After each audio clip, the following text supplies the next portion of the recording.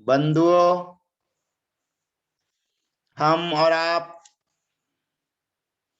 दिगंबर जैनाचार्य श्री पूज्यपाद स्वामी विरचित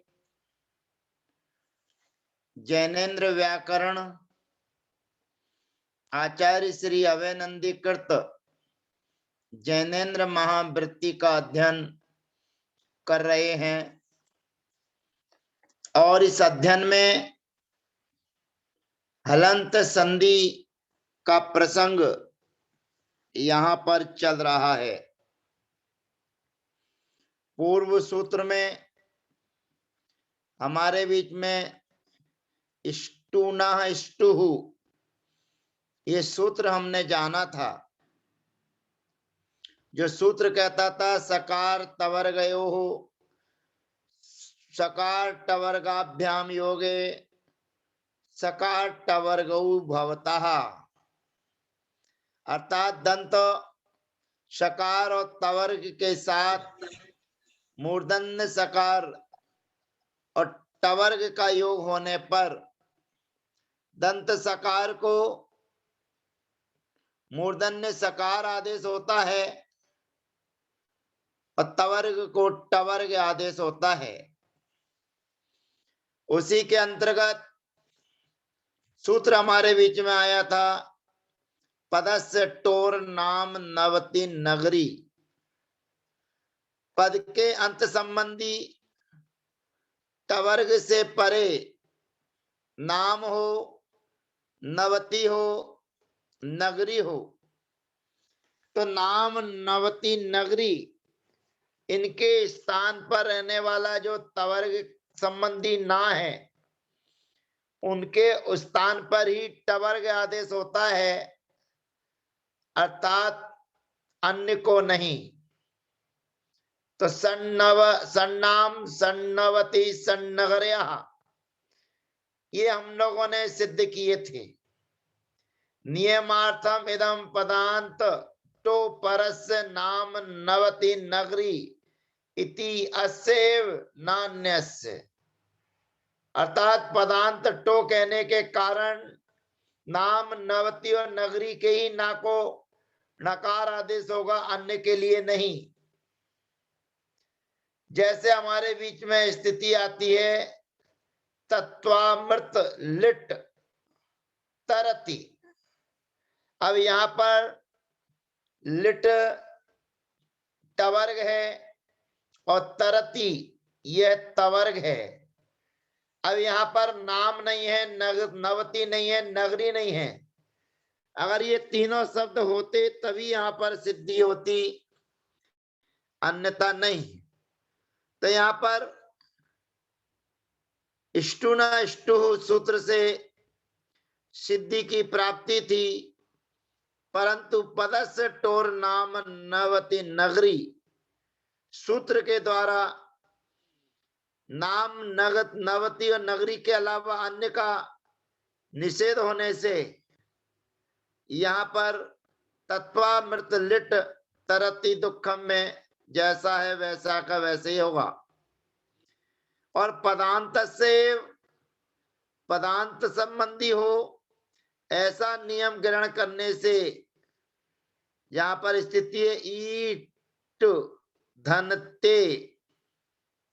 अब यहाँ पर अपदांत होने के कारण ते का जो तवर्ग है उसको टवर्ग का योग मिलने पर ईट टे प्रयोग सिद्ध हो जाता है। अगला प्रयोग हमारे सामने था तीर्थकृत षोडशः। तीर्थकृत षोडशः और भवान संडः, यहाँ पर सणु लिखा हुआ है, ये अशुद्ध वाक्य लिखा हुआ है। तीर्थकृत षोडशः ये कच्ची स्थिति है और भवान धन संडः ये हमारी स्थिति है, इसमें सणु लिखा हुआ है, वो सणु की जगह संडा है। अब यहाँ पर देखिए तीर्थकृत तवर्ग के सामने मूर्धन्य सकार है और नाभि तवर्ग है, उसके सामने संडा माने मूर्धन्य सकार है।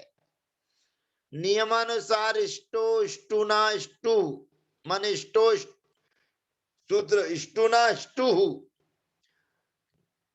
सूत्र यहां पर लगना चाहिए।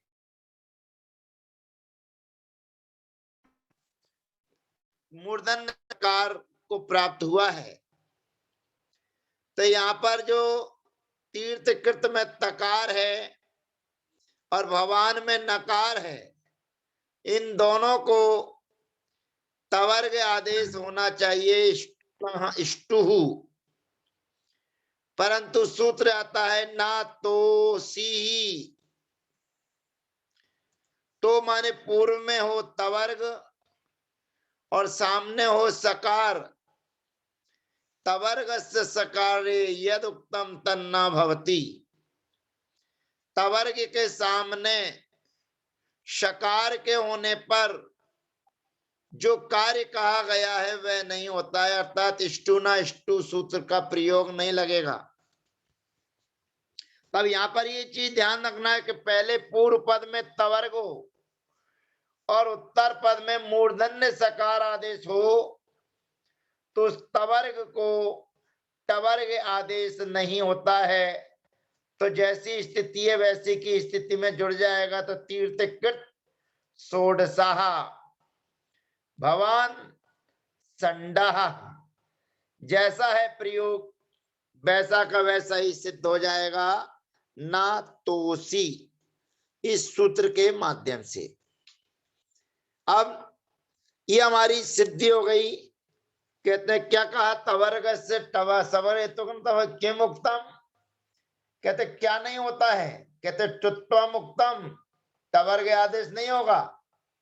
इसलिए तीर्थकृत षोडशाः और भवान संडाः ऐसा का ऐसा प्रयोग सिद्ध हो जाता है। अब हमारे बीच में नई स्थिति आती है।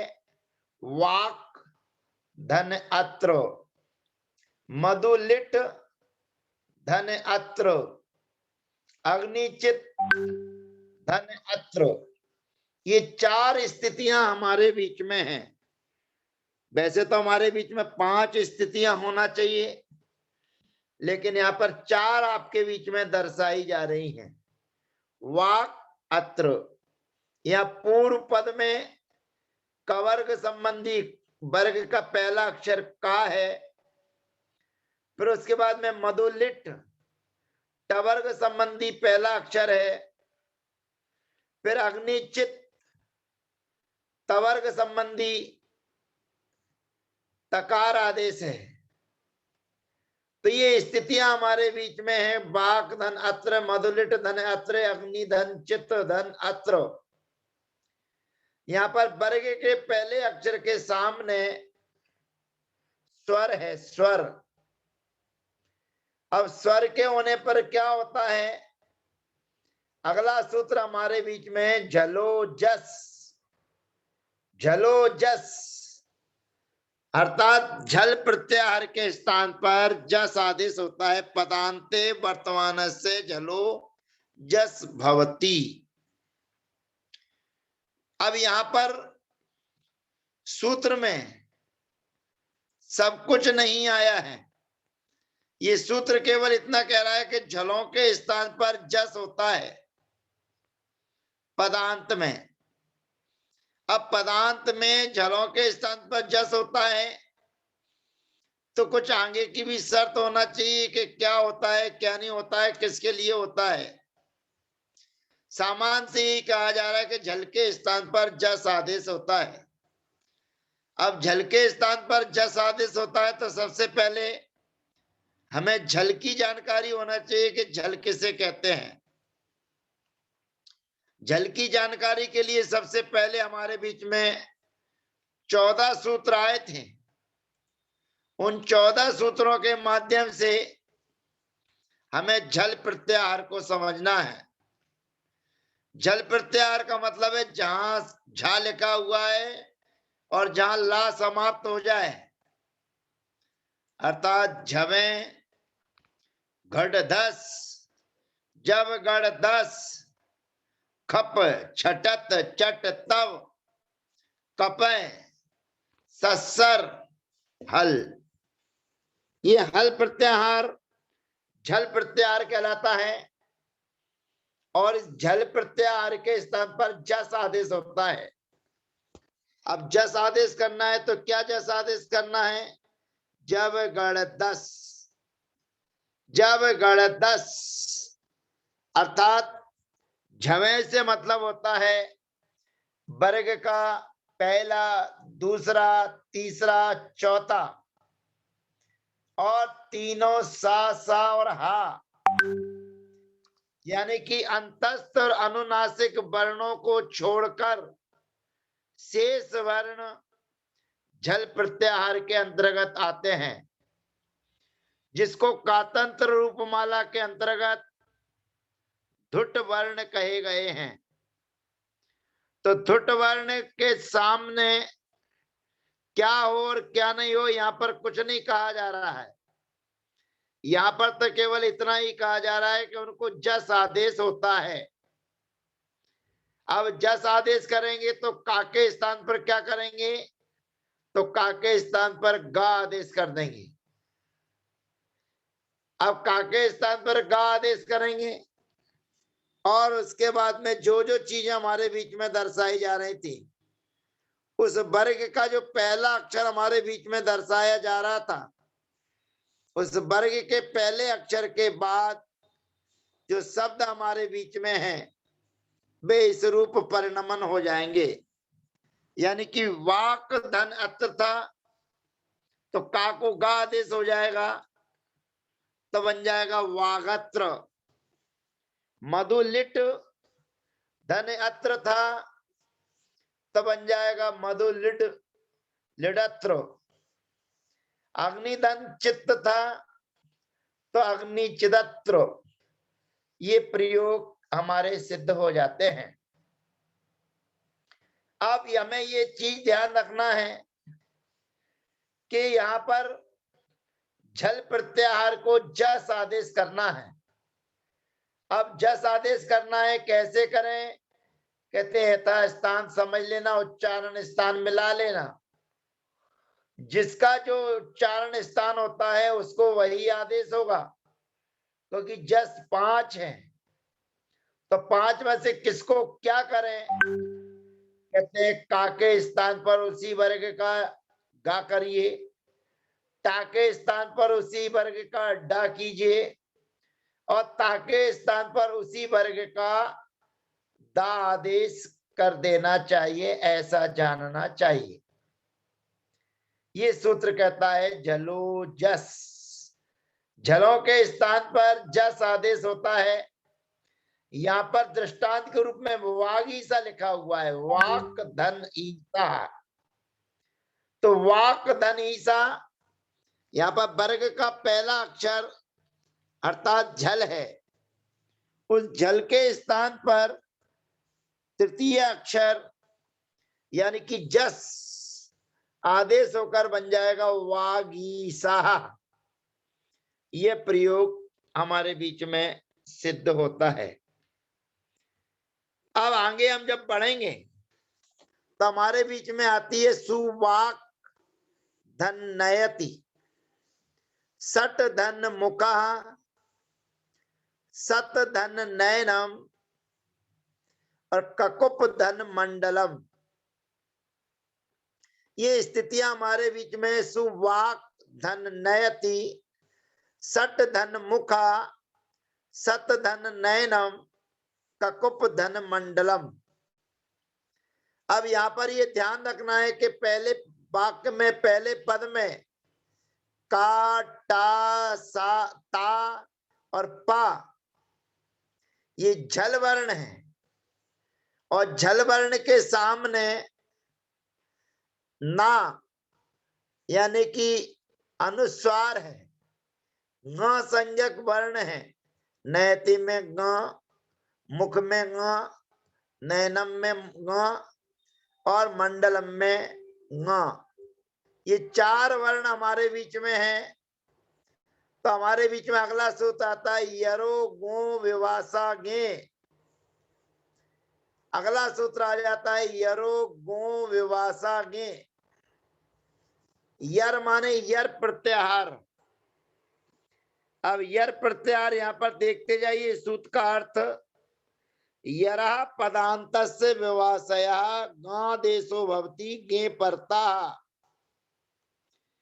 यरा पदा से विवासया गादेशो भवति गे परता।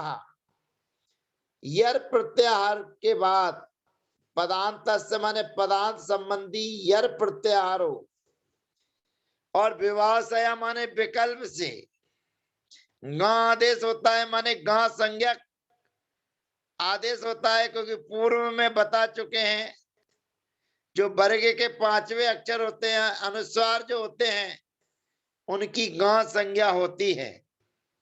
तो कहते हैं यरो, यर प्रत्याहार के स्थान पर पदांत जो यर प्रत्याहार है उसको विकल्प से गा आदेश होता है गे परता। गा के परे होने पर ही गा आदेश होता है, ऐसा ये सूत्र कह रहा है। अब यर प्रत्याहार को सबसे पहले खोजें कि यर प्रत्याहार कहां से चालू होता है। तो यर प्रत्याहार है वरट, वहां पर या लिखा हुआ है, तो वहां से जब चालू करेंगे यवरट लण यम गण नम झमे घड़ धस जब गढ़ दस खप छटत चट तव कपय ससर। ये रा यहां पर आ गया। यहां तक के अक्षरों को यर प्रत्याहार कहते हैं, और इस यर प्रत्याहार के स्थान पर गा आदेश होता है गा परे रहने पर। यानी कि या वा रा ला या मा गा ना ना झा वा घा ढा धा जब गढ़ दस खप छटत चट तव कपे सस सर। इन वर्णों में से कोई भी वर्ण आ जाए तो उसके सामने जो पंचम अक्षर है, गा संज्ञक जो वर्ण है, तो पूर्व पद में रहने वाले उस अक्षर को वर्ग का पंचम अक्षर हो जाता है। तो वर्ग का पंचम अक्षर होने पर जैसे सुवाक यहां पर दर्शाया जा रहा है, तो सुवाक का सुवांग नयति यह प्रयोग सिद्ध हो जाता है। अर्थात ये विवाह से या विकल्प से होता है, होता भी है और नहीं होता। और जब ये आदेश नहीं होगा तो इसके पहले वाला सूत्र जो अभी हमने पढ़ा था जलो जस, इस सूत्र की पहले प्राप्ति करना है, क्योंकि जो यर प्रत्याहार है उस यर प्रत्याहार में झल प्रत्याहार आ जाता है। तो झल प्रत्याहार आ जाने पर पहले जलो जस सूत्र की प्राप्ति थी, परंतु ये विकल्प से करता है। गा आदेश विकल्प से होता है, और जब नहीं होगा तो पूर्व सूत्र जो अभी हमने जाना था जलो जस, इस सूत्र से तृतीय अक्षर गा आदेश हो जाएगा। तो पंचम अक्षर में सुवांग नयति और तृतीय अक्षर में सुवाग नयति, ये दो प्रयोग हमारे सिद्ध होते हैं। फिर ऐसे ही सण धन मुखा और सट धन मुखा, टा था उस टा को ना आदेश हो गया तो बन जाएगा सण मुखा, नहीं तो सड़ मुखा। सत धन नयनम, या ना के बाद में या है तो ना को ता को यहाँ आदेश हो जाएगा, गा हो जाएगा तो बन जाएगा सन नयनम। और नहीं तो फिर सद नयनम। फिर ककुम मंडलम, यहां पर पा को मां आदेश हो जाएगा तो बन जाएगा ककुम मंडलम। नहीं तो बनेगा ककुप मंडलम, जस आदेश हो जाएगा। अब ये सूत्र कहता था पदांत से पद के अंत का होना चाहिए। कहते ऐसे क्यों कहा? कहते पदांत इति किम, पद का अंत हो ऐसा क्यों कहा? तो यहाँ पर सद भा लिखा हुआ है, जो भा की जगह मां चाहिए, सद मां, ये प्रयोग सिद्ध होता है। यहाँ पर सद धन मां था, यहाँ पर ता तो था, ता के सामने मां है, गा संज्ञक वर्ण है, लेकिन ये पदांत नहीं होने के कारण यहाँ पर जो दा बैठा हुआ है उसको एक ही रूप हो जाएगा, दो रूप नहीं बनेंगे, सदमाह। अब कहते हैं वा इति अनुवृत्तौ, सूत्र में यरो गो विवासा के ऐसा सूत्र लिखा हुआ है, तो वा इति अनुवृत्तौ विवासा ग्रहणम व्यवस्थार्थम, वाका विवासा का जो ग्रहण किया हुआ है, वाकी जो अनुवृत्ति के कारण यहाँ पर विवासा का जो ग्रहण किया है, उसको ग्रहण करने से व्यवस्थार्थम, व्यवस्था बनाई जाती है।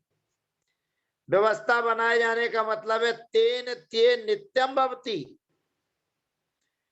यहाँ पर ये कहा जा रहा है ते प्रत्यय संबंधी ग अर्थात वर्ग का पंचम अक्षर हो तो नित्यम भवति, नित्य होता है। ऊपर विवासा दिया हुआ है, विवासा माने विकल्प से आदेश होता है, लेकिन ये वार्तिक कहती है तेन ते नित्यम भवति, बाकी अनुवृत्ति के आने के कारण विवासा ग्रहणम व्यवस्थार्थम, विवासा माने विकल्प का जो ग्रहण किया है वो व्यवस्था बनाने के लिए किया है। कहते क्या व्यवस्था बनाना चाहते हैं भैया जी? कहते तेन ते नित्यम भवति, तेन माने इसलिए प्रत्यय संबंधी यदि गा संज्ञक वर्ण पड़ा हो परे होने पर उस यर प्रत्याहार के लिए नित्य ही ग आदेश भवति माने होता है। अब कहते जो प्रत्यय ते माने प्रत्यय ते संबंधी कौन सा पंचम अक्षर मिलेगा, कौन सा गा मिलेगा? तो उसमें केवल दो चीजें आपको मिलेंगी, एक तो मयम मिलेगा, एक मात्रम मिलेगा, और जो नाम जो षष्ठी विभक्ति में आम के लाकर नू का आगम करके बनाया जाता है वह नाम होना चाहिए। लेकिन उस नाम के लिए तो चर्चा, अभी सूत्र जो आया था नाम नवती नगरी पदांत से टो, इस वार्तिक के माध्यम से, सूत्र के माध्यम से पदस से टोर नाम नवती नगरी उस सूत्र में उल्लेख होने के कारण नित्य ही ग्रहण होगा। तो वाक धनमयम, त्वक धनमयम और सट धन नाम, यहां पर विकल्प से नहीं होगा, तेन ते नित्यम भवति। यहां पर प्रत्यय संबंधी होने के कारण जो वाक का है उसको नित्य ही ग संज्ञक अर्थात उसी वर्ग का पंचम अक्षर होगा, तो बनेगा वांगमयम। अब ध्यान रखना, जो वांगमयम लिखा हुआ है बहुत से लोगों को ये वांगमयम लिखते नहीं बनता है। जैन दर्शन का मुख्य ये शब्द है, तो इसको वांगमयम को लिए वो ऊपर अनुस्वार बैठा के गा लिख देते हैं, तो लिखते हैं वांगमयम, जो महा अशुद्ध है। अपने को सामान्यतया ये लिखा हुआ है वांगमयम, ये शुद्ध है, ऐसा ही लिखना चाहिए, इसके साथ में गा नहीं बैठालना चाहिए। तो यहाँ पर वांगमयम, त्वक धनमयम था तो त्वंगमयम, सट धन नाम था तो सण नाम, जो अभी पूर्व में हम लोगों ने सिद्धि कर ली है। तो इस प्रकार से यरो गो विवासा गे, ये सूत्र कहता है कि यर प्रत्याहार के सामने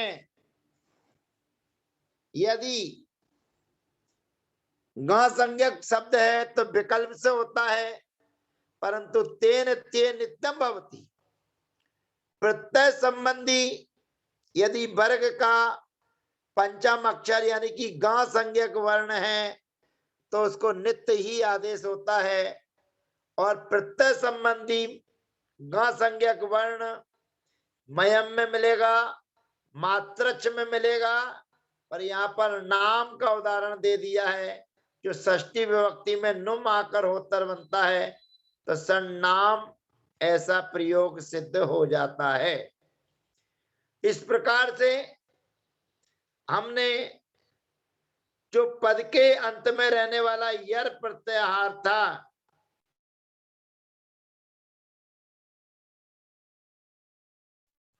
उसको ही वर्ग का पंचम अक्षर हो जाता है, ऐसा जानना चाहिए। अब शेष चर्चाएं अगले सत्र में हमारे बीच में रहेंगी। तब तक के लिए वंदना, जय जिनेन्द्र, सबका यथायोग अभिवादन।